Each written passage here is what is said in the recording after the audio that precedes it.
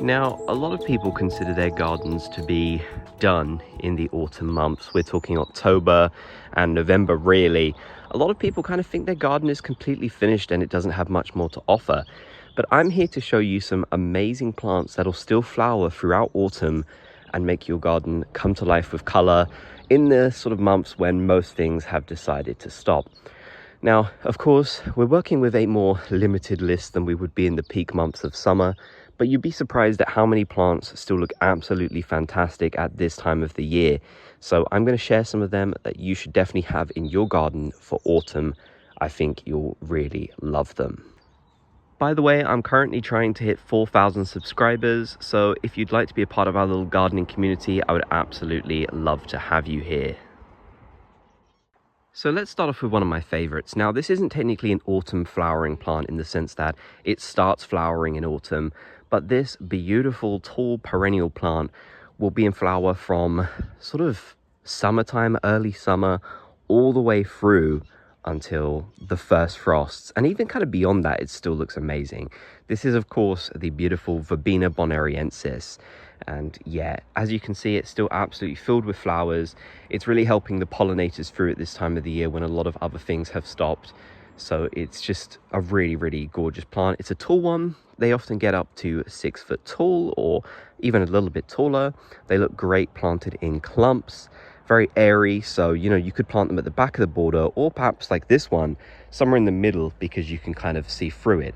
So this is one I highly recommend. It's not the most hardiest here in the UK, but generally I found that it comes back every year. It's not really had too much trouble in my opinion. At least all of mine came back without any issue. They're also prolific self-seeders, so they'll self-seed all over your garden, which can be really good, although you might find them in unwanted places, so just kind of keep on top of them because you never know where they're going to end up.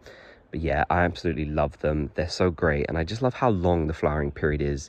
You know, it's rare to have a plant that starts flowering like right at the beginning of summer and still looks amazing at this time of the year, and with Verbena, that's exactly what you get. Now, I can't not talk about the absolute stars of autumn, which are asters. This one is called Aster Monch. Now, a little asterisk I want to put on this is that a lot of asters actually have different names now. Some of them have very odd names, but let's be honest, most people know them as asters. That's what I'm going to call them. If you Googled the name of this, you'd be able to find the plant fairly quickly.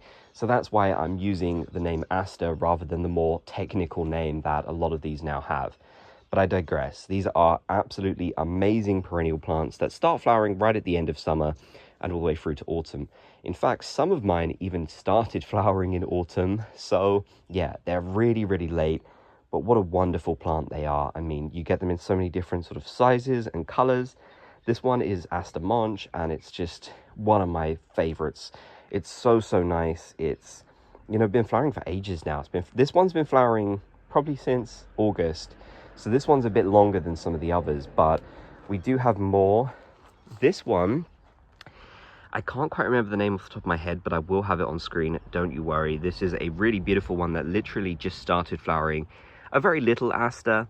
This one isn't too big at all, but you know, it's great that you can get them in different sizes and such. I just think they're amazing. I mean, I love the colors.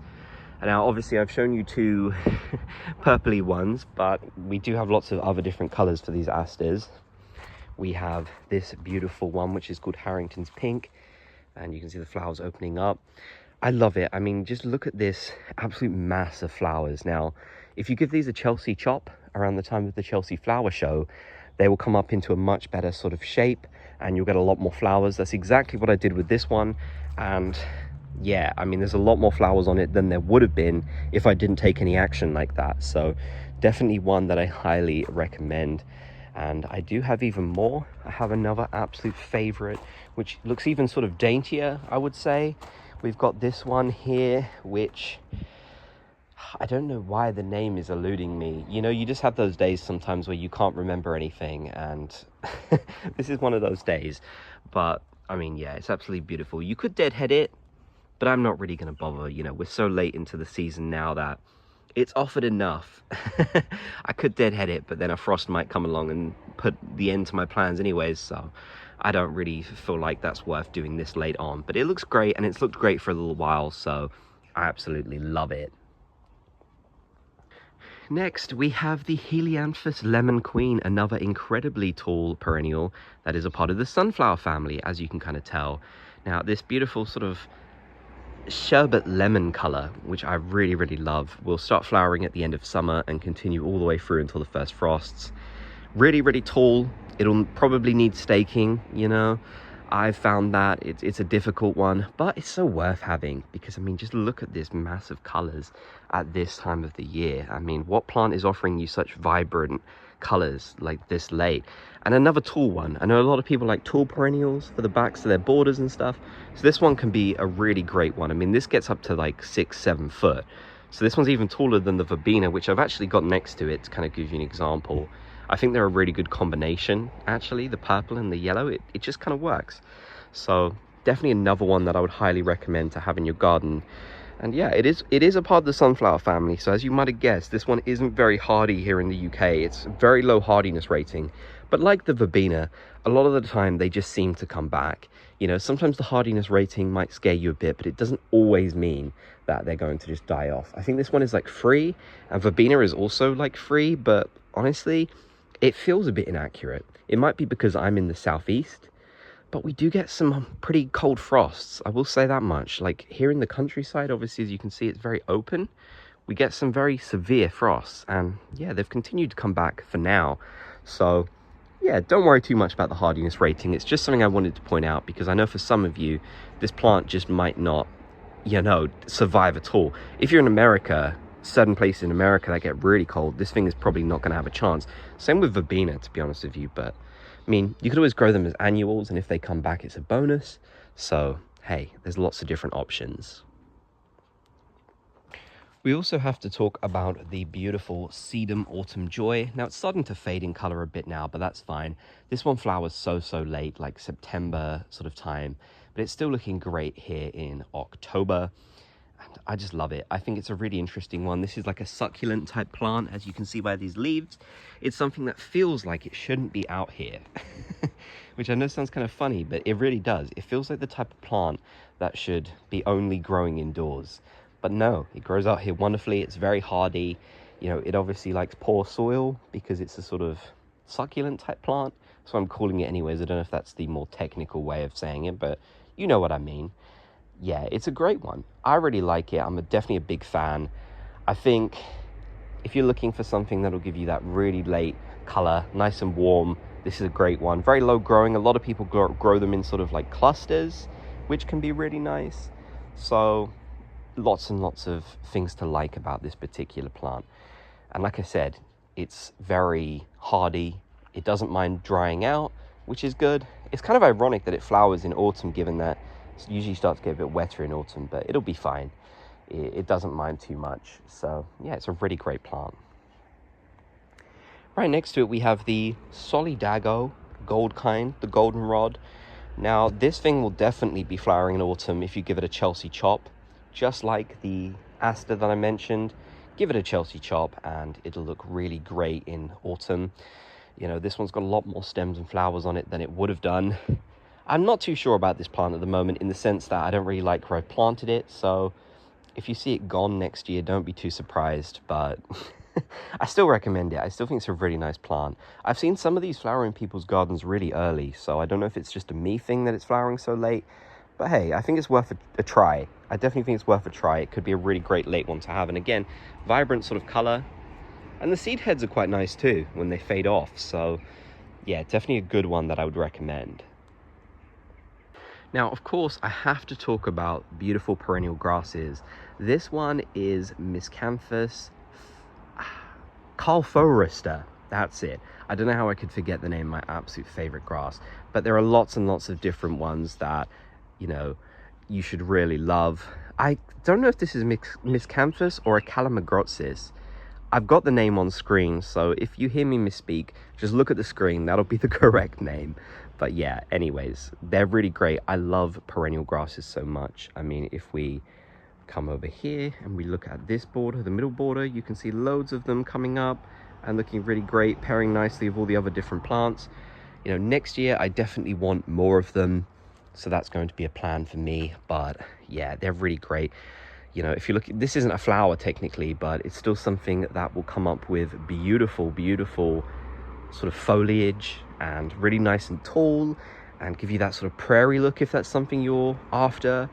And when they go that golden color in autumn, I just think there's nothing better than that. I think, you know, they're absolutely top tier must-haves in the garden, regardless of what your theme is. So yeah, definitely get yourself some perennial grasses. Another one I really like is this one, which is the feather reed grass. And once again, the name completely eludes me. Oh, Stipa tenuissima. There we go. Wow, I did it, guys. Can you believe it? I don't know what's wrong with me today. I think it's just one of those days when you wake up and your brain goes blank. So probably not the best time to record a video, but yeah, I love this. These Stipa grasses, they're so wonderful. They're like, kind of remind me of a horse's mane in a sense. If we come over here, I've got another one that's looking pretty great. Got a few actually. Yeah, again, not that hardy here in the UK, but you can make it work, I'm sure. And it's definitely worth it because they just all look so great. I love the sort of vibe they give to the garden. You know, it's a bit different. It adds interest to your garden compared to all the things that are just flowering and such. It adds something a bit unique. So yeah, perennial grasses, stipas, Calamagrostis, miscanthuses, all of them I highly recommend for your autumn garden. They are must-haves in my opinion. Also, Geranium Rozanne is a plant that flowers very early summer, and if you give it a chop back, it will come back with more flowers. So as you can see, this one has actually come back. I chopped it back and it came back with more flowers, which is really great. I want to give a shout out to a fellow YouTuber known as Mad About Gardening. They're on here and they make great videos, so I recommend checking them out. They actually recommended to me, chop this back, it'll be fine, don't be scared. This was only like a month ago, which seemed very late to be cutting something back like this, but no, it came back. I mean, it's flowering again, and you know, it's a bit small, but that's fine because the plant was very straggly before, so it's come back and it's flowering again, which I couldn't be happier about. I think it's fantastic that we're getting more flowers out of Geranium Rozanne, despite the fact that, you know, it started flowering so early on. So definitely a winner in my books. Really, really big fan of this plant, and I can't recommend it enough. If you're looking for some ground cover in your garden, then you can't go wrong with a geranium in general, but Geranium Rozanne is a very, very special one that I absolutely love. Also, the Perovskias, the sort of, some people call them salvias. This one, Blue Spire, still looking pretty good. Starting to fade a bit now, so I'm not really going to include this properly in the video, but I still think they look great and they're worth having. You know, very whimsical fairy garden type vibes. You know, they will give you some really great flowering seasons throughout the entire year, so I definitely recommend having them.